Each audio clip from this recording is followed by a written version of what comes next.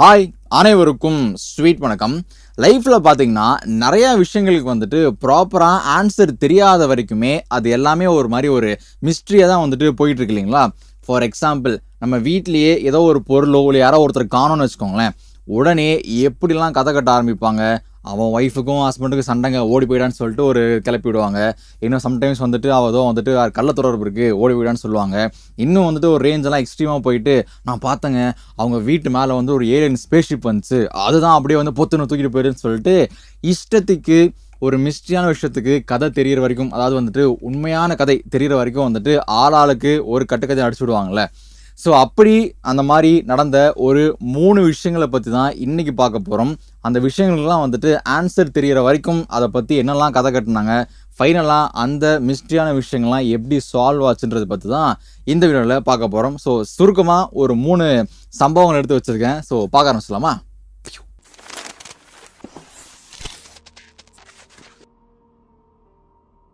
சம்பவம் நம்பர் 1. பிப்ரவரி மாதம் 1959 வருஷம் பார்த்தீங்கன்னா, ஒரு குரூப் ஆஃப் ஒரு காலேஜை சேர்ந்த ஒரு 9 மாணவர்கள் ஒரு மவுண்டெயினுக்கு வந்து ட்ரெக்கிங்கோசரம் போகிறாங்க. அவங்க போன டைம் பார்த்தீங்கன்னா ரொம்ப வந்துட்டு ஒரு மாதிரி பனி பெய்கிற, பனி பொழிகிற, ஒரு மாதிரி ரொம்ப வந்து ஒரு ஹார்ஷ் கண்டிஷன்ஸ் நிலவர ஒரு டைமில் தான் வந்துட்டு மலைக்கு போயிட்டாங்க. பெருசாக அப்போ அந்த தகவல் சொல்கிறதுக்கு பெருசாக கம்யூனிகேஷன் பண்ணுறதுலாம் டிவைஸ்லாம் எதுவும் இல்லை இல்லைங்களா. போயிட்டு வந்தால் தான் வந்து உண்டு. அப்படி இருக்கும்போது அவங்க போயிட்டு ஆக்சுவலாக 13 நாளில் திரும்புறதா தான் பிளான். ஆனால் வந்துட்டு 13 நாளுக்கு அப்புறம் டேஸ் போயிட்டே இருக்குது, ஆளே காணோம். உடனடியாக இந்த பக்கம் வந்து பதறி போன மற்றவங்களாம் என்ன பண்ணுறாங்கன்னா, சரி ஓகே ரொம்ப ரிஸ்க்காக இருக்குது, ஆளை காணோம், காண்டாக்டும் பண்ண முடியல, சரி நம்ம என்ன பண்ணுவோம், நம்ம ஒரு தனியாக ஒரு டீம் அமைச்சு அவங்கள போய் தேடி வந்து நம்ம வந்து கூப்பிட்டு வந்துடலாம் அப்படின்னு பிளான் பண்ணி இங்கேருந்து ஒரு டீம் வந்து அவங்கள தேடி திருப்பியும் அந்த மலைக்கு வந்து போகிறாங்க. போய் அந்த எங்கே டென்ட்டு போட்டிருக்காங்க, எங்கே கேம்ப் போட்டிருக்காங்கன்னு சொல்லிட்டு ஃபுல்லாக சர்ச்சிங்லாம் பண்ணுறாங்க. பண்ணதுக்கப்புறம் ஃபைனலாக ஒரு இடத்துல ஒரு டென்ட்டை வந்து நோட்டீஸ் பண்ணுறாங்க. தான் அங்கே இருக்குது, அங்கே தான் இருப்பாங்கன்னு சொல்லிட்டு ஒரு மாதிரி சந்தோஷமாக பக்கத்தில் போய் பார்க்கும்போது அந்த டென்ட்டு பார்த்திங்கன்னா வந்துட்டு லைட்டாக இல்லை, பெரிய ஓட்டை வந்து அந்த டென்ட்டுக்குள்ளே இருக்குது. அந்த டென்ட்டை சுற்றி இவங்க கொண்டு போயிருப்பாங்க இல்லையா திங்ஸு, அந்த க்ளவுஸு, ட்ரெஸ்ஸு இதெல்லாம் வந்துட்டு அப்படியே டென்ட்டை சுற்றி அப்படியே சிதறி கிடக்குது. பக்கத்தில் இருந்த ஒரு மரத்தோட வந்து அந்த கிளைகள்லாம் வந்துட்டு பயங்கரமாக வந்து உடஞ்சி என்னமோ வந்து ஆகி கிடக்குது. என்னடா அது அப்படின்னு சொல்லிட்டு பார்க்கும்போது, சரி திருப்பியும் இன்னும் கொஞ்சம் எக்ஸாமின் பண்ணும்போது கொஞ்சம் ஒரு லேயர் ஆஃப் பனி வந்து மூடி இருக்கு. அந்த பனியை தோண்டி பார்க்கும்போது அந்த எக்ஸ்கவேஷனுக்கு போன 9 ரஷ்ய ஸ்டூடெண்ட்ஸும் வந்துட்டு இறந்து போயிருந்துருக்குறாங்க. அதுவும் சாதாரணமாக இறந்து போல, நல்லா கை கால்லாம் பயங்கர சராய்ப்பு. ஒருத்தருக்கெல்லாம் பார்த்தீங்கன்னா வந்துட்டு கண்ணெல்லாம் வந்துட்டு வெளியே வந்து நாக்கு இல்லாமல் ஒரு மாதிரி பயங்கர கோரமாக அன்இமேஜினபிள்னு சொல்லுவாங்கள்ல, அந்தளவுக்கு பயங்கரமான டெத்தாக தான் அங்கே இருந்த 9 பேருக்கும் வந்துட்டு நடந்திருக்கு. இந்த விஷயம் உடனடியாக பயங்கரமான ஒரு காட்டு தீயாக வந்துட்டு வெளியே பரவ ஆரம்பிக்குது. எப்பட்றா ஹவு ஹேப்பன்டு, என்ன ஆச்சு, எப்படி இப்படி இறந்து போயிருப்பாங்க அப்படின்னு சொல்லிட்டு அந்த போக போக போக அதுக்கு உண்டான இப்போ மிஸ்ட்ரி இருக்கு இல்லைங்களா, இதுக்குண்டான அந்த கதைகள்லாம் வருமே, அந்த கதைகள்லாம் வந்து என்னென்னமா அடிச்சு விட ஆரம்பிச்சாங்கன்னா, ரஷ்யா வந்துட்டு சீக்ரெட்டாக நியூக்ளியர் டெஸ்ட் வந்து பண்ணிகிட்ருக்குறாங்க. ஸோ அவங்க அந்த நியூக்ளியர் டெஸ்ட்டை இந்த மலைக்கு பக்கத்தில் தான் பண்ணுறாங்க. ஸோ அந்த அப்படி டெஸ்ட் பண்ணிப்பட்டு அந்த அந்த நியூக்ளியர் ரியாக்ஷன் அந்த அந்த நியூக்ளியர் ரொம்ப அந்த கெமிக்கல் ரேடியேஷன்லாம் இருக்குது பார்த்தீங்களா, அந்த ரேடியேஷனால் பாதிக்கப்பட்டனால தான் இவங்களுக்கு வந்து இந்த நிலமை அப்படின்னு ஒரு கதை சொல்கிறாங்க. இன்னொரு கதை என்னன்னு பார்த்தீங்கன்னா, சின்ஸ் அவங்க அந்த நியூக்ளியர் டெஸ்ட்லாம் பண்ணுறாங்கல்ல, அந்த ரேடியேஷன் அங்கேருந்து வர தண்ணியில் கலந்துருக்கு. அப்படி வந்த தண்ணியை இவங்க குடிச்சிருக்கணும், குடித்த காரணத்தினால இவங்களுக்கு பார்த்தீங்கன்னா வந்து இந்த மாதிரியான விஷயங்கள்லாம் நடந்திருக்குன்னு சொல்லிட்டு சொல்கிறாங்க. பேசிக்காக ரஷ்யாவுடைய அந்த நியூக்ளியர் டெஸ்ட்டை வச்சு ஒரு கதை வந்து போய்கிட்டு இருக்கு. இன்னொரு கதை என்ன அப்படின்னு பார்த்தீங்கன்னா, ரஷ்யன்ஸு மறுபடியும் அமெரிக்காவுக்கு எதிராக வந்துட்டு பயங்கரமான போர்ப்படை வீரர்கள், அது மட்டும் இல்லாமல் ஆராய்ச்சிகள்லாம் வந்து பயங்கரமாக பண்ணிகிட்டு இருக்கிறாங்க. ஸோ அப்படிப்பட்ட ஆராய்ச்சிக்கு இவங்கள வந்து யூஸ் பண்ணிக்கிட்டாங்க. கூட்டு போயிட்டு லேபில் வச்சு டெஸ்ட்லாம் பண்ணி பார்த்துட்டு ஃபைனலாக வந்துட்டு ஆராய்ச்சி ஃபெயில் ஆனதுக்கப்புறம் இவங்களை திருப்பி இங்கே வந்து கூட்டு வந்து போட்டு ஏதோ ஒரு செட்டப் மாதிரி பண்ண வச்சுட்டு போயிட்டாங்கன்னு சொல்லிட்டு ஒரு இது சொல்லுது. இன்னொரு கதையாக என்ன சொல்கிறாங்க அப்படின்னு பார்த்தீங்கன்னா, இந்த பனி மனிதர்கள்லாம் சொல்லுவாங்க பார்த்தீங்களா, ஸோ அந்த குரங்கு மனிதர்கள் பெருசாக அந்த பனி மனிதர்கள் இந்த ஜைஜாண்டிக்காக இருக்குமே, ஸோ அந்த மாதிரி ஏதோ ஒரு மிருகம் வந்துட்டு அட்டாக் பண்ணிடுச்சு, இந்த டென்ட் அப்படியே வந்துட்டு அப்படியே கிழிச்சு உள்ளே இருந்தவங்கலாம் எடுத்து அப்படிலாம் வந்துட்டு பண்ணிட்டுன்னு சொல்லிட்டு ஒரு கதை சொல்லுது. இவ்வளோ கதைகள் போயிட்டு இருந்தாலுமே எந்த ஒரு கதையுமே வந்துட்டு அப்போதைக்கு இது தாண்டா உண்மைன்னு சொல்லிட்டு சொல்கிற மாதிரி எதுவுமே வந்துட்டு அமையலை. எல்லாருமே வந்து இந்த ஒரு கேஸை ஒரு மாதிரி மிஸ்ட்ரியாகவும் என்னப்பா அது ஒன்றுமே தெரியலன்னு சொல்லிட்டு அந்த மாதிரி தான் வந்துட்டு முடிச்சாங்க. இன்ஃபேக்ட் இந்த கேஸ் பார்த்திங்கன்னா கிட்டத்தட்ட வேர்ல்டு ஃபேமஸ் கேஸாகவே மாறுது. டயட் லவ் இன்சிடென்ட்னு சொல்லிட்டு வந்து இதுக்கு ஒரு பேரும் வந்து வைக்கிறாங்க. ஸோ அந்த கேஸ் பார்த்தீங்கன்னா டெம்பரரியாக அன்னைக்கு அந்த தேதியில் வந்துட்டு க்ளோஸ் பண்ணப்படுது. க்ளோஸ் பண்ணதுக்கப்புறம் இப்போது ரீசெண்டாக பார்த்தீங்கன்னா வந்துட்டு இந்த கேஸ் திருப்பியும் வந்துட்டு ஓப்பன் பண்ணுறாங்க. 2019 திருப்பியும் சயின்டிஸ்ட்லாம் வந்துட்டு சரி இது விடக்கூடாது, ஏதோ வந்து இதில் ஒரு மர்மம் ஒளிஞ்சிருக்கு, நம்ம கண்டுபிடிக்கலாம் அப்படின்னு சொல்லிட்டு பிளான் பண்ணுறாங்க. பிளான் பண்ணி சரி ஓகே எல்லா ஆப்ஷன்ஸும் திருப்பி ட்ரை பண்ணலாம்னு சொல்லி ட்ரை பண்ணுறாங்க. பெருசாக எதுவுமே வந்துட்டு திருப்பியும் அவங்களுக்கு வந்துட்டு இதுதான்டா ஆன்சர்னு சொல்லிட்டு கிடைக்கல. அப்போ தான் ஒரு சயின்டிஸ்ட் என்ன சொல்கிறாருன்னா, ஏன் அந்த இடத்துல அங்கே வந்து ஒரு பயங்கரமான பனி அந்த சரிவு, அதாவது அந்த அந்த என்னது லேண்ட்ஃபால் மாதிரி அங்கே ஏன் வந்து பயங்கரமான ஒரு ஸ்னோஃபால் ஆகிருக்கக்கூடாது, ஒரு லேண்ட் ஸ்லைடு பேசிக்காக அது ஏன் அங்கே நடந்திருக்கக்கூடாது, அதனால இவங்கெல்லாம் ஏன் வந்துட்டு இறந்து போயிருக்கக்கூடாதுன்னு சொல்லிட்டு இவர் வந்து சொல்கிறாரு. இது என்னடா அப்போ தோணலையடா உங்களுக்கு அப்படின்னு சொல்லிட்டு கேட்டிங்கன்னா, அப்போ ஆல்ரெடி தோணியிருக்கு. ஆப்வியஸாக அவர் ஒரு பனிமலை அது பனி அதாவது பனியெல்லாம் சரிஞ்சு வந்து இவங்களை கொண்டிருக்குமான்னு சொல்லிட்டு ஒரு தாட் ஆட்டோமேட்டிக்காக வந்திருக்கும்.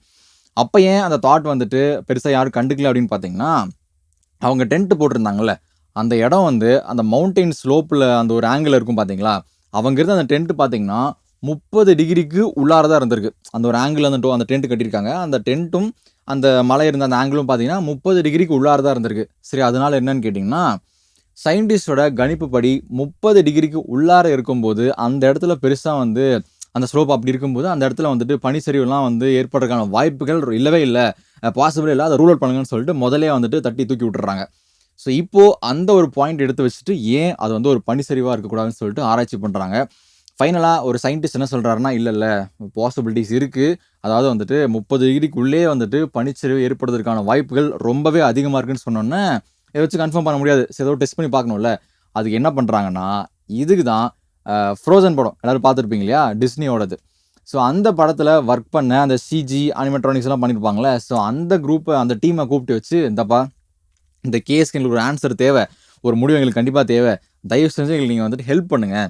என்ன ஹெல்ப் பண்ணணும்னு கேட்டதுக்கு, நீங்கள் உங்கள் படத்துக்கு பயங்கரமான அந்த ஸ்னோ மவுண்டைன் சிமுலேஷன்லாம் பண்ணியிருப்பீங்களே, ஸோ அதை வச்சு எங்களுக்கு வந்து ஒரு ஒரு ஒரு சிமுலேஷனில் எங்களுக்கு வந்துட்டு தெரிஞ்சுக்கணும், அதாவது அந்த இடத்த ரீக்ரியேட் பண்ணி அந்த இடத்துல வந்துட்டு ஒரு மாதிரி ஸ்னோ அந்த ஃபால் ஆயிருந்து தான் எப்படி இருந்திருக்கும்னு நாங்கள் வந்து ரீக்ரியேட் பண்ணி பார்க்கணும் அப்படின்னோன்னா, அந்த டிஸ்னியை சேர்ந்த அந்த அனிமேஷன் விஎஃப்எக்ஸ் பண்ணவங்களாம் உட்காந்துட்டு அதை வந்து திருப்பியும் சிமுலேஷன் பண்ணி இதாக சிஸ்டமில் ஸோ பண்ணி பார்த்ததில் வந்துட்டு அந்த இது வந்துட்டு கன்ஃபார்ம் ப்ரூவ் ஆகிடுது. ஆமாம், இது வந்துட்டு பனி சறுக்கு, அதாவது பனி சரிஞ்சு வந்து தான் வந்துட்டு அவங்களுக்கு கொண்டிருக்குன்னு சொல்லிட்டு ஓரளவு கன்ஃபார்ம் பண்ணிடுறாங்க.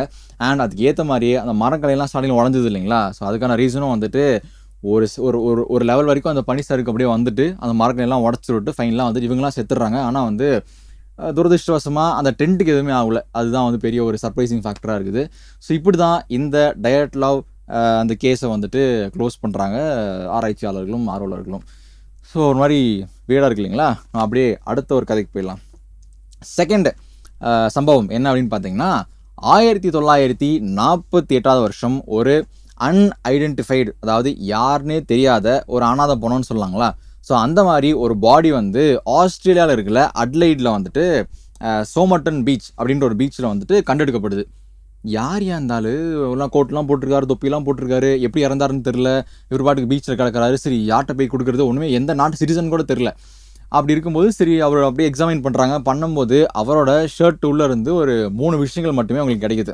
பெருசாக எந்த ஒரு பாஸ்போர்ட் இல்லை, எந்த ஒரு ஐடென்டிஃபிகேஷனுக்கு எதுவுமே கிடையாது அவர்கிட்ட. சரி ஓகே, கிடைச்ச 3 விஷயம் என்ன அப்படின்னு பார்த்தீங்கன்னா, ஒன்று தலைவாடுற சீப்பு, இதை வச்சு என்ன பண்ணுறது, சரின்னு சொல்லிட்டு அதை ஓகே வச்சிடுறாங்க. அடுத்த விஷயம் என்னென்னு பார்த்தீங்கன்னா சிகரெட்டு, இதை வச்சு ஒன்றும் பண்ண முடியாது, சரி இது ஓரமாக வச்சிடலாம் அப்படின்னு சொல்லிட்டு மூணாவதாக அவங்களுக்கு ஒரு விஷயம் கிடைக்குது. அந்த விஷயம் பேர் என்னன்னு பார்த்தீங்கன்னா, நல்ல ஒரு முஸ்லீம் பேராக வருமே, தமாம் ஷூட் அப்படின்னு சொல்கிறாங்க. தமாம் ஷூட்டா அப்படின்னா என்னென்னா, அது அதுக்கப்புறம் இந்த மொழி இதெல்லாம் பண்ணி பார்க்கும்போது இது வந்து பகவத்கீதை நம்ம இருக்கிறதுங்க, நம்மளோட பகவத்கீதை.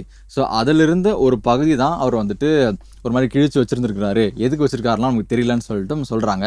அதுக்கப்புறம் அதை மேலும் வந்து எக்ஸாமின் பண்ணும்போது அதில் நிறையா புரியாத, இன்ன வரைக்குமே அது என்னன்னு டீகோட் யாருமே பண்ணல. பேசிக்காக ஏதோ ஒரு கோடு வேர்டு மாதிரி என்னமோ எழுதி வச்சிருக்காரு, அது என்னன்றதே ஒன்றுமே புரியல, அந்தளவுக்கு வந்து பயங்கரமாக அது வச்சுருந்துருக்காரு. சரி ஓகே, இதுதான் அந்த சினாரியோ. இதை வச்சு கட்டப்பட்ட கதைகள் என்னன்னு பார்த்தீங்கன்னா, இவர் பேசிக்காக வந்து ஒரு தேச துரோகி, அதாவது கண்டிப்பாக அவர் வந்து ஒரு அந்த ஃபேஸ் எல்லாம் வச்சு பார்க்கும்போது வந்து ஒரு அமெரிக்காவை சேர்ந்தவராக இருக்கணும், இல்லை வந்து ரஷ்யாவை சேர்ந்தவராக இருக்கணும். ஸோ அப்படி இருக்கும்போது அவங்களோட அந்த அந்த ரகசிய தகவல்லாம் இருக்கும் பார்த்தீங்களா, ஸோ அதெல்லாம் வந்துட்டு திருடி இன்னொரு நாட்டுக்கு கொடுக்குறவர் தான் இவர். ஸோ அப்படி கொடுக்க போகும்போது வந்துட்டு மாட்டி இவர் வந்துட்டு கொலை பண்ணியிருக்காங்கன்னு சொல்லிட்டு ஒரு சைடு சொல்கிறாங்க. இன்னொரு பக்கம் சின்ஸ் இவருக்கு எந்த ஒரு அந்த ப்ரூஃபுமே இல்லாத காரணத்தினால, நம்ம சர்தார் படம் கூட பார்த்துருப்போம் இல்லைங்களா? சர்தார் படத்தில் வந்துட்டு அந்த ஸ்பையாக இருக்கும்போது அவங்களுக்கு பெருசாக எந்த ப்ரூஃபுமே இருக்காது, எல்லாத்தையும் அவங்களே வாலண்டராக அழிச்சிருவாங்க. ஸோ அந்த மாதிரி விஷயம்லாம் இருக்குல்ல. ஸோ அதனால் இவர் வந்து ஆஸ்திரேலியாவை சேர்ந்த ஒரு ஸ்பையு.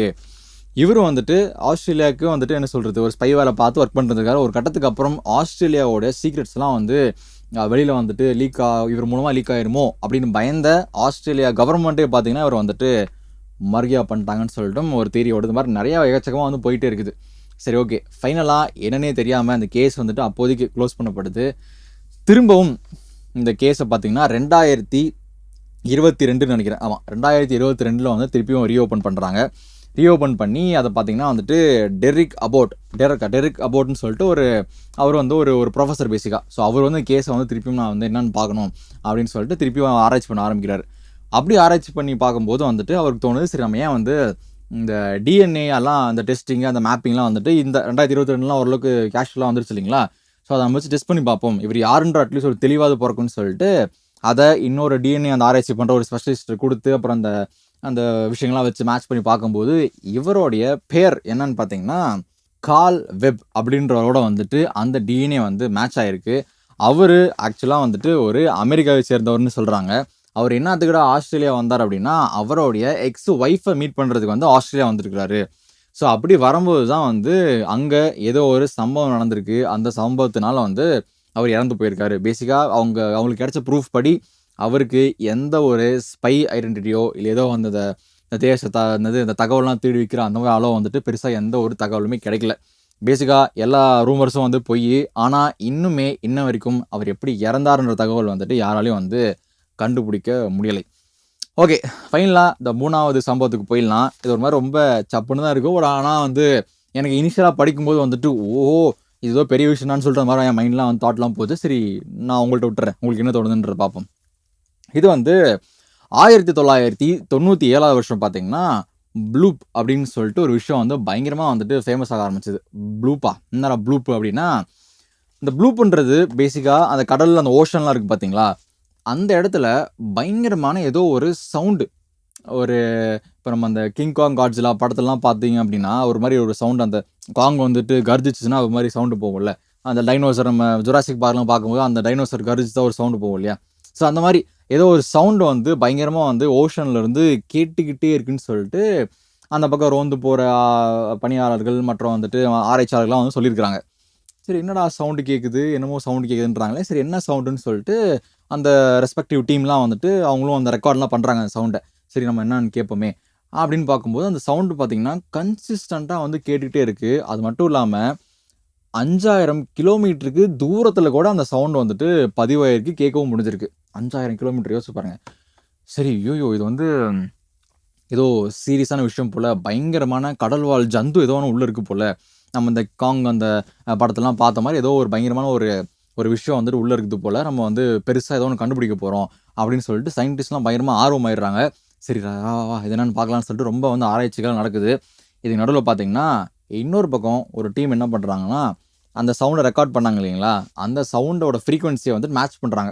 சரி, எதோட மேட்ச் ஆகுதுன்னு பார்க்கலாமே அப்படின்னு மேட்ச் ஆகும்போது அவங்களுக்கு ஒரு தெளிவு பிறக்குது. என்ன தெளிவுனா, டெஃபினட்டாக அங்கேருந்து அந்த வர்ற சவுண்டு பார்த்தீங்கன்னா ஆர்கானிக் சவுண்ட் அப்படின்னு சொல்லிட்டு ஒரு கன்ஃபர்மேஷன் கிடச்சிருது. ஆர்கானிக் சவுண்டுனா என்ன அப்படின்னா, இயற்கையாக ப்ரொடியூஸ் ஆகிற ஒரு சவுண்டு. யாரும் அந்த சவுண்டை வந்து ப்ரொடியூஸ் பண்ணல, பேசிக்காக நேச்சராகவே அந்த சவுண்ட் வந்து ப்ரொடியூஸ் ஆகுதுன்னா இன்னுமே கன்ஃபார்ம் ஆகிடுது.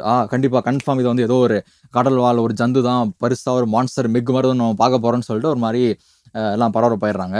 ஃபைனலாக அப்படியே தேடிட்டு இருக்கும்போது எல்லாரோட இமேஜினேஷனும் எல்லாரோட அந்த ஒரு என்ன நம்பிக்கையும் வந்துட்டு பொய்யாக்குற விதமாக கடைசியாக ஒரு உண்மையான ஒரு தகவல் வருது. அது என்ன தகவல்னு பார்த்தீங்கன்னா, பேசிக்காக அந்த சவுண்டு வந்தது உண்மை தான். ஏன்னா எல்லாருமே கேட்டிருக்காங்க, அது பொய்ன்னு சொல்ல முடியாது.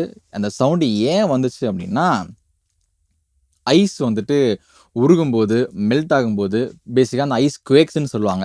ஸோ அப்படி ஐஸ் வந்து தண்ணியில் வந்துட்டு அப்படியே மெல்ட் ஆகி ஒரு ரியாக்ஷன் நடக்கும்போது அதிலிருந்து எழுப்பப்பட்ட ஒரு சவுண்டு தான் இந்த சவுண்டுன்னு சொல்லிட்டும் ஃபைனலாக கண்டுபிடிக்கப்படுறாங்க.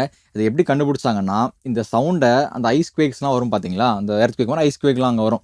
ஸோ அந்த கேக் அந்த அந்த சவுண்டோட ஃப்ரீக்வன்சி வச்சு மேட்ச் பண்ணி பார்க்கும்போது ரெண்டுமே வந்து எக்ஸாக்டாக பொருந்திருக்கு. பொருந்தினதுக்கப்புறம் அடடே இதுதான் அதுவான்னு சொல்லிட்டு அதுக்கப்புறம் அங்கே போய் ஆராய்ச்சிலாம் பண்ணி பார்த்துருக்காங்க. ஃபைனலாக ஒன்றும் இல்லைங்க, இதை வந்துட்டு அண்டார்டிகா சைடில் வந்துட்டு அந்த வெயிலுக்காக வந்துட்டு பனியெல்லாம் உருகும் இல்லையா, ஸோ அப்படி உருகும்போது அது வந்துட்டு கொஞ்சம் இந்த warm water, cool icebergs இதெல்லாம் வந்து ரியாக்ட் ஆகும்போது ஃபார்ம் ஆகப்படுற ஒரு சவுண்டு தான் இந்த சவுண்டுன்னு சொல்லிட்டு ஃபைனலாக அந்த கேஸை வந்து முடிச்சிடுறாங்க. ஸோ இதுதான் வந்து அந்த ஒரு ஃபைனலாக அந்த தேர்ட் கேஸுமே. ஸோ இதுதான் நம்ம இன்றைக்கி அவர் பார்த்த இந்த 3 ஒரு மிஸ்டேக் கேஸு. இந்த 3ல் உங்களுக்கு எது வந்துட்டு இனிஷியலாக கேட்கும்போது இது ஏதோ ஒரு பெரிய விஷயம்டான்னு சொல்லிட்டு உங்களுக்கு எது தோணுச்சுன்றதை கமெண்ட்டில் லீவ் பண்ணுங்கள். எப்படியோ இது வரைக்கும் யாரும் பார்த்துருக்க மாட்டீங்க. எனிவேஸ் யாராவது பார்த்துருந்தா கமெண்ட்டில் லீவ் பண்ணுங்கள். நாங்கள் ரொம்ப ஹாப்பி ஆயிடும். Okay, that's it for today. மீண்டும் உங்களை நாளை மற்றும் ஒரு வீடியோவில் சந்திக்கிறேன். அன்டில் தேங்க்யூ, பாய்.